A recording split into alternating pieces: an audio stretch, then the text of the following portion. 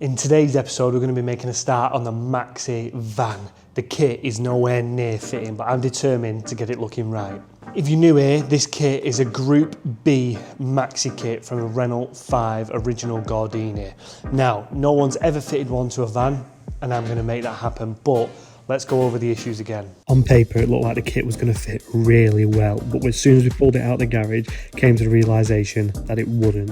As you can see, the kit is nowhere near fitting. The rear arches are a big issue, but that's something we'll tackle in the next video. We're focusing on the front arches. Obviously, as you can see, it is nowhere near fitting. The centre of the wheel is so far off, there's so much excess on the kit, it's not wanting to sit in right, but that's what we're here to sort. In today's episode, I want the front end completed. I'm talking wings, bumper, bonnet, the lot. But we've got a few issues to contend with. Now, the starting point for this kit is going to be the arches, and let me tell you why. It's the only point where I can really work off. I've got a door line that I need to suit, and I've got a scuttle line that I need to suit. Now, this arch needs to come back around 50-60mm into the door to run central with the wheel and to suit the door and scuttle line. Now, as we can see, this is nowhere near fitting. This arch needs to come way further back to be able to meet the centre line of the wheel. So all I'm going to do, I've got the original arch from the van, so I'm going to take a mould or a copy of that through cardboard and then put it back on here so we can get the right line and then we can scribe it in. I'm not going to cut it first time, probably only going to take about 30-40mm off the first time, and then I can fine tune it to bring it in where it needs to be. I went for a different approach, which was using masking tape. Now, all I've done is got the masking tape, put a couple of layers on so we create a thick masking tape template really. Once we've got that, smoothed it down the edges, then I've gone and got a sanding disc and I've just started to scrape off the edges of the masking tape, which allows me to have a perfect mould of the original shape. So as you can see, all I've done is the template that I've made out of tape, just applied it to the arch. This is a rough idea of where it needs to be cut. I'm not quite sure, to be honest with you. Like I said, I'm winging it, but the only point I've got to go off is where the indent in the door comes in. I was able to line that up and we can match it up through there, so we're just going to get cutting basically, see where it goes. So this is what the first cut is looking like. Like I said, this was just a rough cut off the template just to get it in a rough position so then I could scribe it a touch more. As you can see, we've got like a 15mm gap down the door, and at the bottom's being pushed out by a little bit of excess that's come out of the moulds from the kit. Again with the top here and again with at the front. All we're going to do is repeat the process, try and get this bang on before I move the arch back. So after a second cut, this is what we're dealing in. The door is far tighter against the arch now. I've just got a few bits to sort to get the arch to sit actually onto the scuttle. There's a few bits that are stopping it from sitting down, a few bits that are holding it off from the underneath, but this is a long process of back and forth, taking little bits, then doing it, little bits, then cutting, little bits, then cutting. But ultimately, I want to get this shape right that suits the scuttle and the door before I make that final cut and then start tweaking it then. So, let's get you up to speed on where we're at. This arch is cut-ish, and when we put it on there, we've got a nice body line working down. That body line is pretty nice. It needs tweaking in little areas, but it's where it is. My issue now is getting it up to mount up with the lights. What I've done is I know that body line to be bang on. I put it up against the door where I think it's going to go and sit, which is around there. I've then measured from this corner point to where it should sit against the glass, and that is 35mm. So in order for the arch to sit right on the glass and sit where it needs to on the door, I need to take 35mm off this scribe section.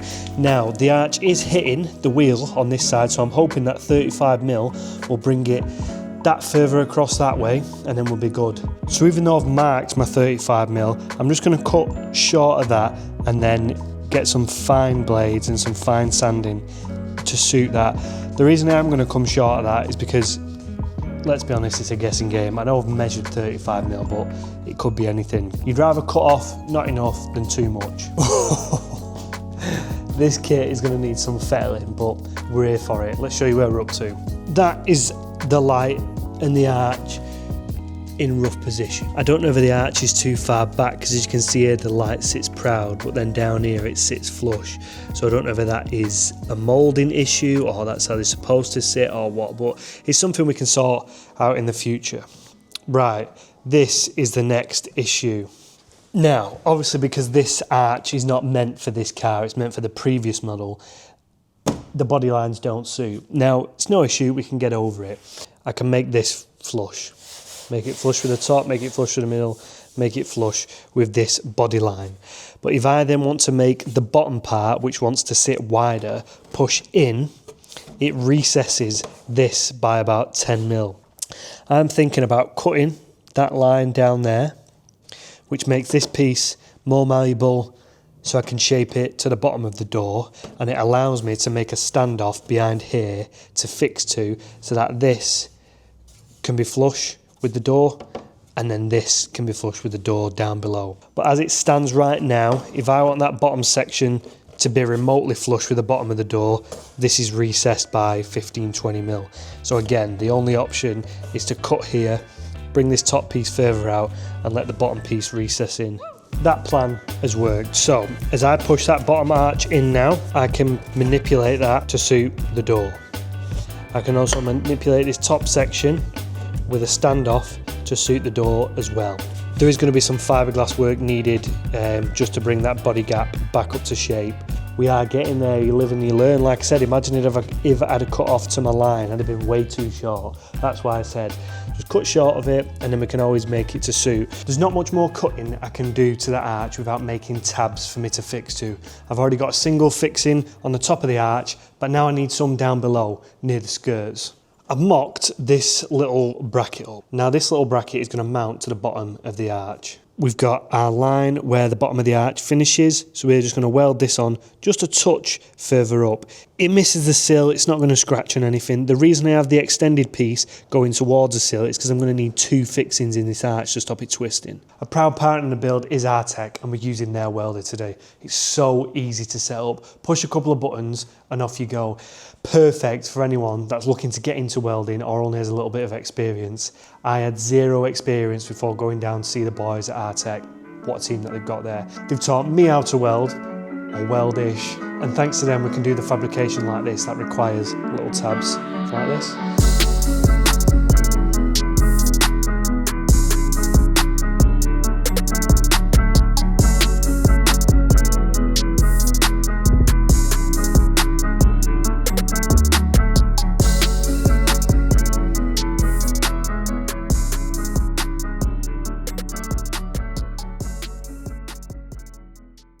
So at the moment it's a 10 footer. It's a 10 footer. It looks all right from 10 foot away. Now we've got a fixing on the arch a bit further up towards the tail light, and then we've got two fixings underneath to that bracket that I made, and then one fixing into the sill to just pull this bend in. Now, there is going to have to be some fiberglass work or some filling work on the door.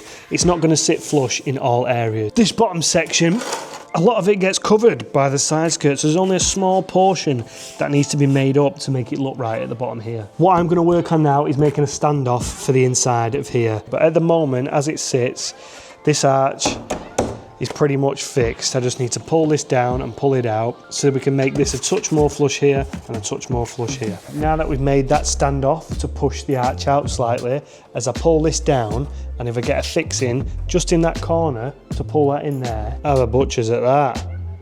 Now, it needs gapping.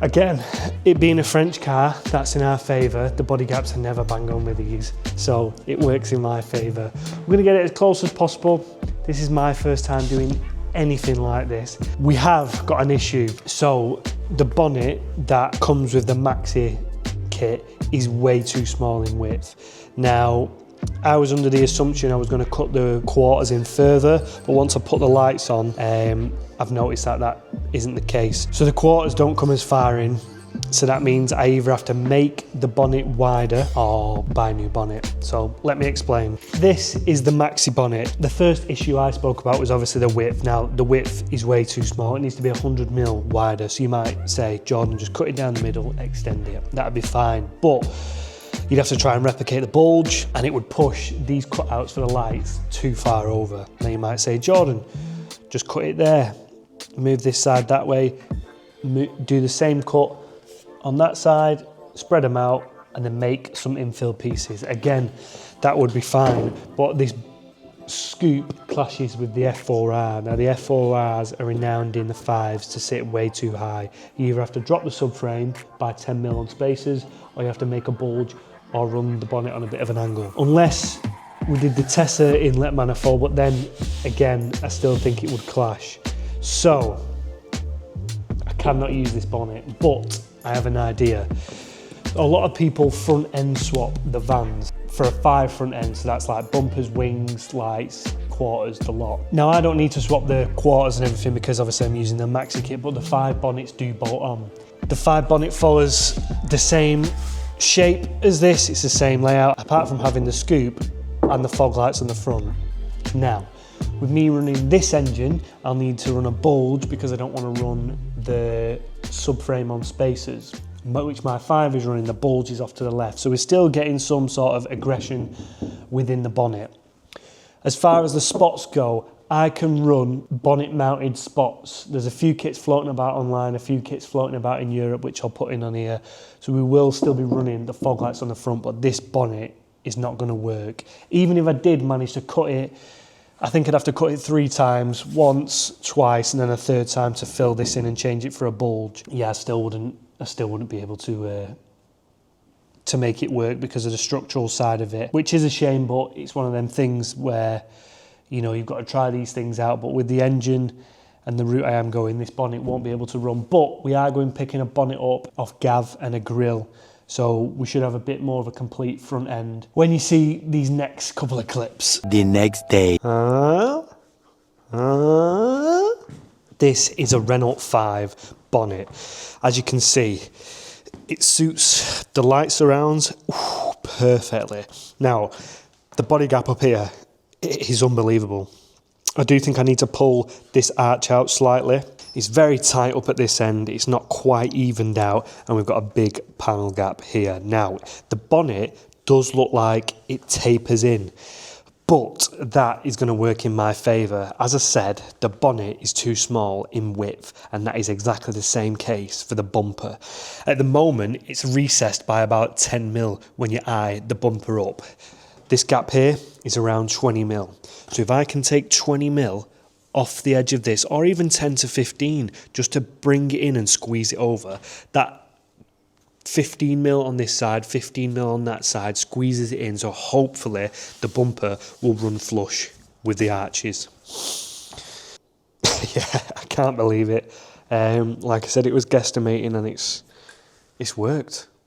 So that's another win in my book. So I've just been staring at this thing. I mean, it's miles away from being completed, but once you put the lights on and bang a bonnet on, you think it's not far off.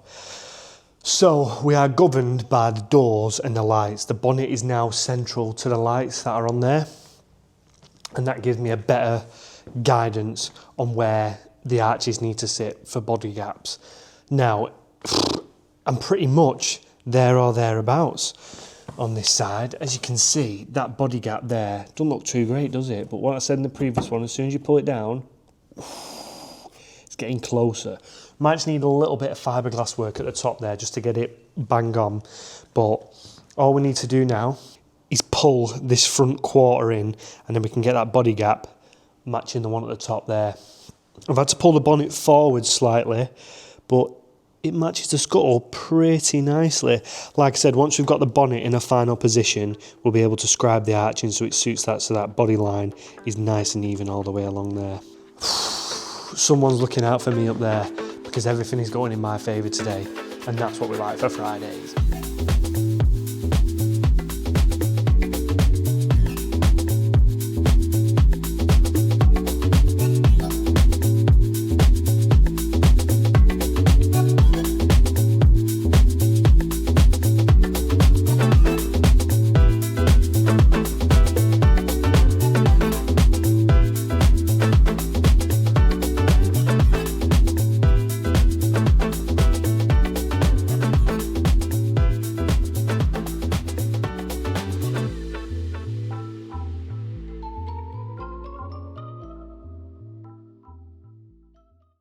So the body gap is getting better. I'm struggling at the moment because I'm guessing.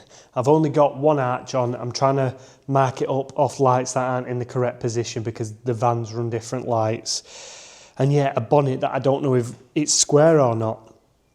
So the plan is to start fitting the other arch. This arch is cut where it needs to be. It's got a nice fitment around the light. It's got a nice fitment around the door. It's got a nice fitment to the bonnet. It's just kicking out slightly towards the scuttle. Again, this is a French car, so that works in our favour. I need this arch on really before I start fettling with body gaps and stuff like that, and then I can start working on the bumper and then the grille. Obviously I've taken 50-60mm off the arches. That 50-60mm needs to be replicated on the bumper to bring it in. My worry is that there's going to be too much of a gap between the front wheel and the bumper, and that the fog lights aren't going to fit because of the crash bar. We're going to have to cross that bridge when we come to it, but let's get this other arch on. Now, even though this front end does look pretty nice, there's a few things that I'm not happy with, and it's the arches that are causing the problems. So my first pet peeve is that this radius on the arch is not the same radius as the bonnet. I'm gonna have to fiberglass the front of the arch slightly just to get that radius right. I'm gonna have to fiberglass the front of the arch anyway to suit the bonnet. So I've got an idea. I previously spoke about caster, trying to move the front wheel forward to get over this dodgy arch gap.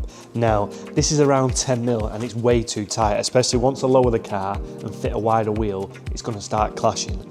So, I'm thinking about taking another 15mm off both arches, sending them further back, but then fiberglassing the front. We knew this kit was going to have its issues, and this is probably the first major one that I've come across. The arches have been pretty easy going, getting them to fit, and I'm quite happy with where this at. But that finger gap, or not even a finger gap, is causing me a bit of stress. So when I was heading home last night, I had a quick think and I thought the only reasonable option is to move the arch back. I don't want to start cutting that edge arch line because I don't want to lose it. That's the body line of the arch. So I have to fiberglass the front of the arches anyway to suit the bonnet radius, so I may as well cut the arches another 15mm back and then just fiberglass the front a little bit more. So that's what I'm going to be cracking on with. I'm going to pull the bonnet off, scribe both arches back into the door, another 10mm and then maybe another 15mm. Then we can put the bonnet back on and start to fiberglass the front. While the fiberglass is drying and we've got the arches in a happy position, we can start working on cutting the bumper, sending it further back. 3,000 years later. So I've been doing some serious fettling to get these fenders to work well, and we finally got it. I now have 20mm clearance between the back of the wheel and the arch on both arches. They're both pretty much cut. They do need some gapping here and there, but I want to start on the fiberglass so it can dry overnight. Here's the difference. As you can see, it follows the bonnet line and then the arch just finishes short of the light. So all I need to do is replicate this shape. Now, a couple sheets of fiberglass and some filler, that is no problem. That wheel gap has been rectified. Once we do lower the car, the wheel will go up and just suit that perfect line.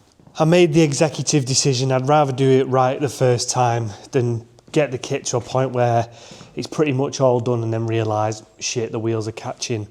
So yeah, I'm pretty much chuffed with that. A little bit of fiberglass work on the front fenders and that's all it needs. But it's looking naughty. That front profile, ladies and gents, woo! So we're going to do the fiberglass, let that set overnight, and then tomorrow morning we'll come back and start cutting the bumper. 8 hours later. I have been messing about with the arches for the last day, and I am happy with them. I've started the fiberglass work on the arches. It takes a while to dry, so I did some yesterday, came this morning, put some on this morning, and probably have to do it again tomorrow night after work.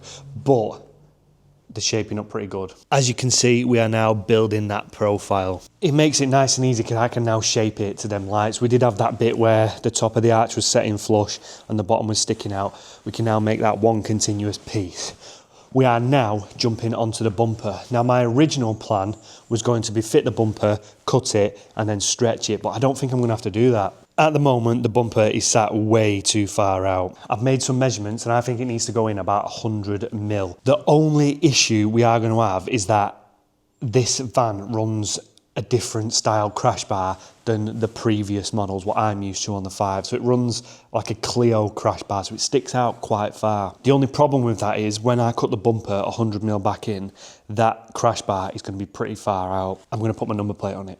That's going to be the only option. I'll cut holes, probably drill some holes in it so the air can carry on coming through, and put my number plate across it. I don't know what it's going to look like until I start cutting, so let's get cutting this bumper up. Like I said, I've made some measurements and I think it needs to go back 100mm. Another worry of mine was the arch gap at the front looking massive, but I've gone back and looked at other people that have done Maxi kits or genuine Maxis, and the gap is pretty similar to what I've got. Quite a tight gap at the back, quite a big gap in the front. What that's for, no idea. Maybe a design flaw or something they didn't take into account, but if you know, let me know down in the description. And I should have around a 25mm gap at the rear of the tyre and a 100mm gap between the bumper and the front. So it's matching the Maxis.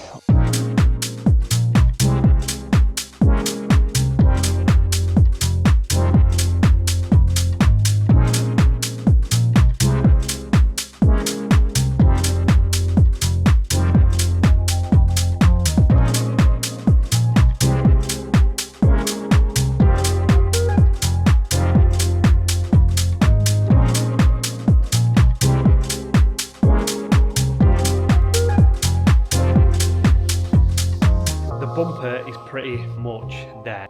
We are going to have to do some fiberglassing. Let me show you. So as you can see, we've got the 25mm gap towards the rear of the arch. It comes up, we can lower that, we've got coilovers, but then this portion here is way too big. I'll put a picture on screen, but the cars, the Maxis, that gap is around, it looks to be around 80 to 100mm with like a 25-30mm gap at the back. We have the 25-30mm gap at the back, but I'm unsure why we've got this portion here. So I've been on the phone to Aidan, my mate. He's the fiberglass king, and the solution that we've come up with, we was going to do some sort of brake ducting here, so you'd see the brake ducting come in, but I don't think it's going to look right. So what we're going to do is we're going to get some fiberglass sheets, and we're going to make an arch line of our own. The top of that arch is around 60mm, that gap there. This is around 20mm. So if we can make that 60mm portion up there, bring it round, the bumper will probably end up sitting around there, and that is an arch line that I can deal with. That is going to stay as is for now. We're not going to be doing that fiberglassing on the bumper yet. We want to get the side skirts on, arches and rear bumper on, maybe even the boot spoiler as well, because I want to see how much fiberglass I need to order. I'm going to be ordering 3mm thick sheets so I can cut them up, do it to suit. I want to get the entire kit on before I do any major fiberglassing so I can see exactly what I need to order. When the kit is on, we can get a list together of the exact materials that we need to make it suit. But man, this thing is going to look crazy. The fitting process has gone easier than expected. I expected to be cutting these arches up, cutting the bumper up, extending it, but it's worked out pretty well, which I'm chuffed with. So we're going to start to fit the grille and see what we can get with there. We're pretty much there. Like I said, we knew it was going to need some fiberglassing, and there's actually a lot less than I thought, which I'm pretty chuffed with, because like I said, I'm not the most confident in fiberglassing, even though I have started this kit. So the less we can do, the better, really. But yeah, that arch line can be made up pretty easy. So the grille is on. I've got a spot for my number plate, and man, this thing looks fat with a PH, mate. It is. When the kit originally got mocked up, you can't really tell what it's going to look like, but I had the vision. Let me show you the front end of the Maxi van.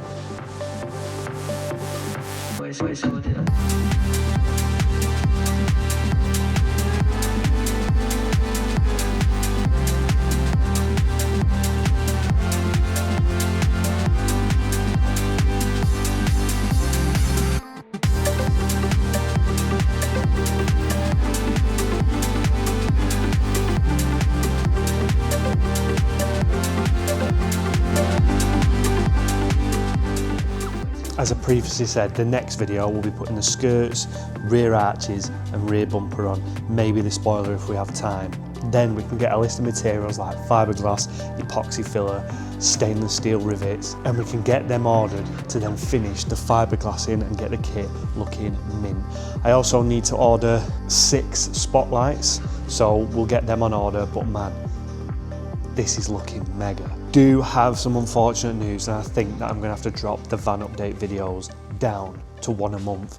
Even though I have taken on a new role that gives me a day extra a week to work on the van, it's taking longer than expected. That's not saying I won't have a video out every week. We've obviously still got the red line cars that we drive. Then we've got car shows this year. We've got Cromford coming up for Drivers Collection, which, yeah, it's one of the best shows in the UK, if not the best.